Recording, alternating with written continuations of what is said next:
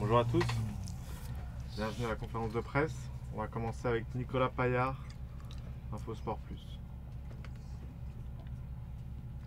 Bonjour Thomas, vous avez évoqué une saison qui recommençait finalement à partir de dimanche dernier. Je voulais savoir comment ça se traduisait. Une deuxième petite question, par rapport à la prestation de Marquinhos en défense, est-ce que ça vous pousse peut-être à le remettre à cette place pour les prochains matchs? Merci. Au début, je vais dire que, comme j'ai toujours dit, que j'ai fait ça, que c'est nécessaire pour l'équipe et pour le moment. On peut seulement adapter au moment. Et au moment, c'est nécessaire que Marc joue en défense pour donner stabilité et aussi sa expérience à toute l'équipe. Mais rien n'a changé. Il était très très fort. Il est le joueur clé pour nous, défensivement et offensivement. Et il peut jouer les deux postes et on va adapter aux situations. La première question, c'était quoi? C'était pas une question, non? Hugo Delon, l'équipe. Bonjour Thomas. Bonjour. Vous m'entendez? Vous avez choisi contre Manchester de laisser Ángel Di María sur le banc. Ouais. Je voulais comprendre cette décision de votre part. Vous l'avez utilisé énormément depuis que vous êtes arrivé au PSG. Est-ce que c'est une décision sportive? Est-ce que Oui. vous considérez qu'il n'est pas suffisamment performant sur les dernières semaines? Et si oui, pourquoi? Et est-ce que c'est une décision hors sportif? Est-ce qu'il a eu des attitudes qui ne vous ont pas plu? Non, seulement une décision sportive parce que on a choisi pour une attaque avec le 3, mais on a choisi pour des attaquants qui cherchent la profondeur. La force de Ángel est de tourner antérieur à côté, de jouer à latéral et tourne antérieur avec son pied à gauche. Mais c'était pas le plan. On a eu le plan de chercher le profondeur et attaquer le dos de Tejes et Maguire. Et ça c'est pour ça on a choisi pour la force physique de Moise Kean. Et ce ne sont pas les caractéristiques de Ángel. Ça, c'était la seule chose. Il était fort pendant les derniers matchs, il était décisif. Et c'est comme ça. C'était un choix très difficile parce que j'aime beaucoup Ángel, j'ai beaucoup confiance, je laisse normalement toujours jouer. Mais pour les Blancs, d'attaquer le dos et profondeur du terrain, ce n'était pas la caractéristique. C'était nécessaire d'attaquer à côté et il est plus fort dans le demi-espace, mais on n'a pas cherché le demi-espace où il peut jouer comme un deuxième attaquant dans la dernière ligne, mais on a commencé avec les trois attaquants. À la fin, c'était un peu dommage parce que dans le moment où je veux qu'il entre pour Kylian, c'était la blessure de Abdou. Pas d'autre chose. Nicolas Gorgerot, RTL. Oui, bonjour Thomas. Depuis plusieurs rencontres a été pointé du doigt notamment la difficulté de votre équipe à rester sur 90 minutes avec la même intensité, sur la même intensité. Et vous avez en partie déjà expliqué pourquoi. Est-ce que la rencontre de cette semaine vous a rassuré sur le fait que votre équipe, assez rapidement, assez prochainement, sera capable d'être quand même sur un tempo assez élevé sur 90 minutes? Oui, mais on doit aussi accepter que le contexte d'un match de Leipzig et le contexte d'un match contre Manchester est un contexte complètement différent qu'un match contre Bordeaux ou Monaco. On doit accepter que c'est comme ça, on doit constater. Mais on doit aussi accepter qu'on a gagné un peu en capacité. Par exemple, Neymar qui joue plus et plus. Aussi avec Kylian, les deux, ils ont travaillé beaucoup. j'étais très content avec l'effort défensif et oui, c'était absolument nécessaire. On a changé aussi un peu le speech avant l'équipe.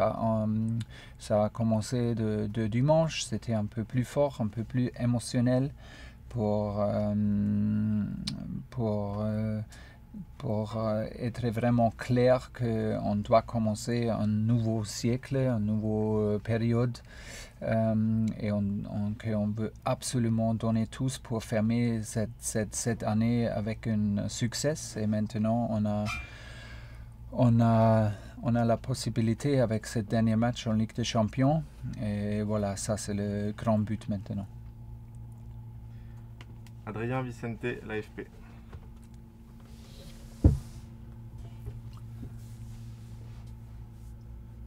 Bonjour coach. Après le match contre Manchester, Neymar a dit qu'il voulait rejouer avec Messi. Comment vous l'avez pris? Est-ce que vous en avez parlé avec lui? Je n'ai pas parlé avec lui de cette chose-là. J'ai attendu jusqu'à 5 minutes, ou il y a 5 minutes. Pour ça, non, je ne peux pas parler de cette chose-là. J'ai beaucoup de respect pour Barcelone, j'ai beaucoup de respect pour Messi. Et je suis entraîneur au PSG, je ne peux pas parler de cette chose. Benjamin Carrez, goal.com. Bonjour Thomas. Bonjour. Kylian Mbappé n'a plus marqué depuis 3 matchs avec votre équipe. Ouais. Le sélectionneur de l'équipe de France hier a rappelé que ça n'empêchait pas de décisif sur certaines actions. Vous l'avez rappelé aussi, il a fait les efforts défensifs. Comment relancer la machine? Est-ce que vous avez l'intention demain de le faire souffler un petit peu puisqu'il a fait que d'enchaîner depuis son retour de blessure, ou au contraire il faut qu'il enchaîne les matchs et le maintenir en confiance? On doit décider aujourd'hui. Dans ma tête, il y a plusieurs possibilités, mais on doit accepter qu'on a la responsabilité aussi pour mardi. Et on doit prendre des décisions aussi pour mardi. Et je veux absolument qu'on peut pousser l'équipe demain. Et on n'a pas des excuses pour préparer mardi ou pour être fatigué. Pour ça, ça peut être qu'on a quelques changements. Pour Kylian, je suis très calme. Pourquoi? Parce qu'il a fait un bon match, à mon avis. Il a fait un match plus fort que plusieurs matchs où il a marqué. Mais il était très fort dans un match absolument décisif pour nous. Il a eu un grand impact. Il a eu beaucoup de sprints. Ça, c'est la meilleure chose dans ce contexte-là. Beaucoup de sprints offensifs et défensifs. Il a donné beaucoup d'efforts. Il était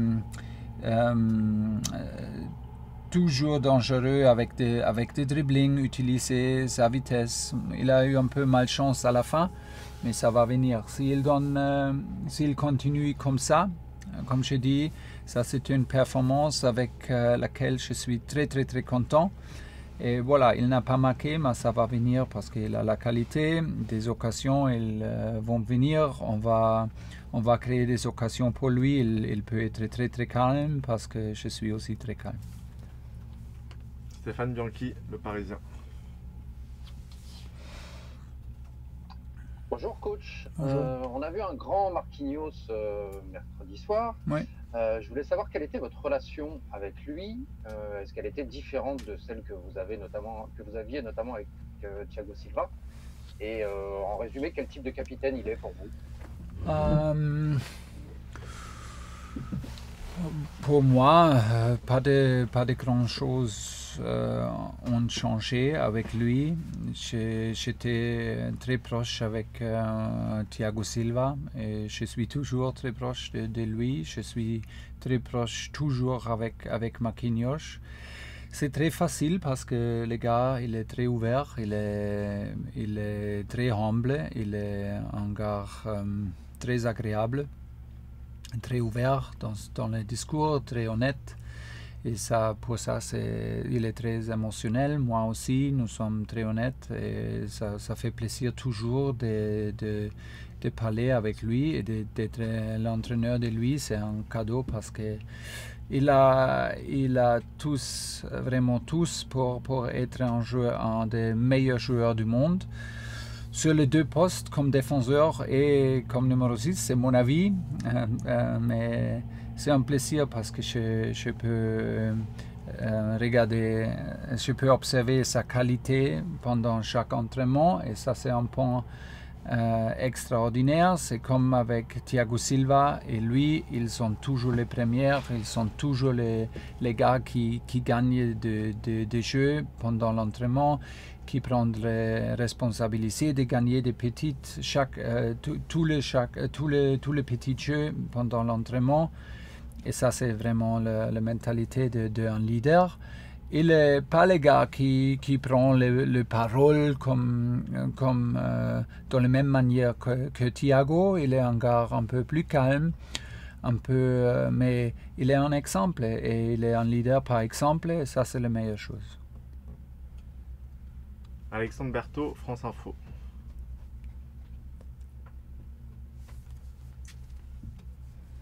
Bonjour Thomas, je voulais avec vous revenir sur l'état de forme de Marco Verratti. On se sent puissant ce dernier match.